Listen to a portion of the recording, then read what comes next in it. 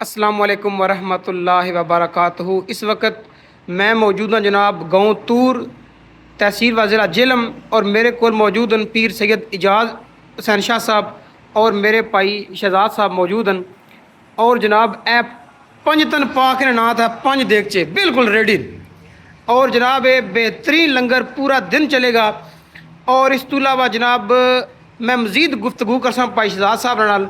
हाँ जी भाईजान, ये दसो ये देखते जड़े जनाब ये किस टाइम तक इस सबीले हुसैन का सिलसिला रहेगा?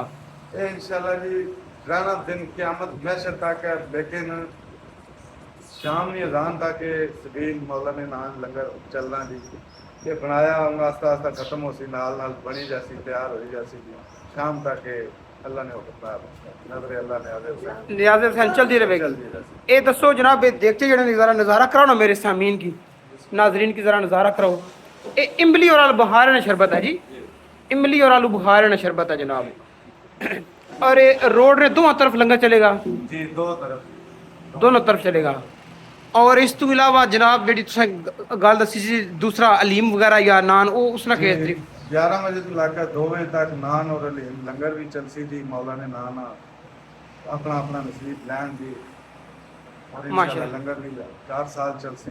कल साई गल की है जनाब, वो मैं चाहना कि पूरी दुनिया सुने और हर बंदा उस तू हदायत हासिल करे। तुसा जिक्र किया सी भी एक दफ़ा क़यामत वाले दिन हज़रत इमाम हुसैन दा नज़ारा हो जाए बस। उस तो बाद मेरे जी दिल ने इतनी हसरत है जी, कोई नहीं लालच नहीं, पैसे ना जदाद ना बच्चे ना कोई नहीं तलब नहीं है जी।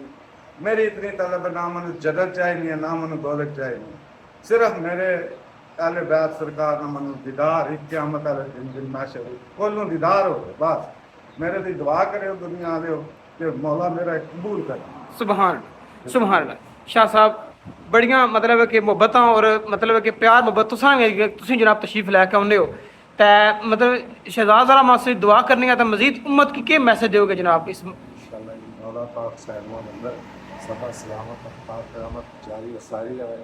और मोहम्मद शहजाद की अल्लाह ताला तौफीक देखी है कि इमाम पाक अहले बैत की तारत मोहब्बत में सारा कुछ करता हर साल मतलब अल्लाह ताला से तौफीक दी है और कामयाब जा रहे हैं माशा अल्लाह ताला मज़ीद तरक्कियां अता करे इसमें और फर्द इसमें जारी सारे माशाल्लाह माशाल्लाह जी।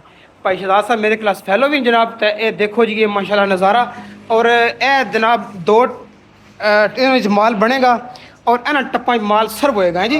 रोड ने दोनों किनारे, रोड ने दोनों किनारे ए जनाब देख सकते हो तुम, रोड ने दोनों किनारे अगर मैं जूम करके दिखा सका तो इंशाल्लाह ये पूरा दिन मेरे पाक इमाम ने दीवाने मजीद भी डिप्टी वाले नौजवान आ रहे हैं और मजीद आ रहे हैं इंशाल्लाह। जी बिस्मिल्लाह। जी 16-17 साल तो लंगर चल रहा है इतने इस चौक विच। दुनिया के इल्तजा के आके असा नहीं लंगर लैके जाओ, जितना लै जा सकने हो, कूलर लै आओ, ड्रम लै आओ, जितना लैके जा सकने हो लै जाओ, कदे किसी ने हाथ नहीं रोकया। और जब तक 10 मरम आवे खुल के आओ और खाली लंगर लवो। असा नहीं ये दुआ के मौला ने लंगर पियो, ये शिफा है, ये हर कलमा गो वास्ते शिफा है, लंगर है सरकार ना। और आओ सारे की इल्तजा है कि लैके जाओ लंगर खुले दिल नाल, कोई बंदा किसी ने हाथ नहीं रोकने ला और ना कभी किसी रोके आ जी आज तक माशाल्लाह। और इंशाल्लाह चलना रहती मेरी जिंदगी माशाल्लाह माशाल्लाह। मेरा जी इंशाल्लाह करसी जी ए बेटा जनाब इन्हों का बेटा तो मेरा शागिर्द है माशाल्लाह, हुसैन हुसैन की निस्बत ना हुसैन ना है। और ये बच्चा बहुत ताबेदार है, बच्चा बहुत लायक है, कुरान पाक ने तालीम हासिल कर रहा है। तो दूसरा मैं गुजारिश कर सा कि भाई को जदों भी बैठे ना जी, तो अहले बैत की मुहब्बत ना एक जड़ा ना जनाब वो जिस कहने अहले बैत की मुहब्बत ना नवाला है जी, अहले बैत की मुहब्बत की खुशबू। जिस टाइम इन्होंने को बैठे हाँ कोई दुनियादारी नहीं, कोई लालच की गल नहीं सुनी, बस सुने पाका ना जिक्र सुनिया है जी।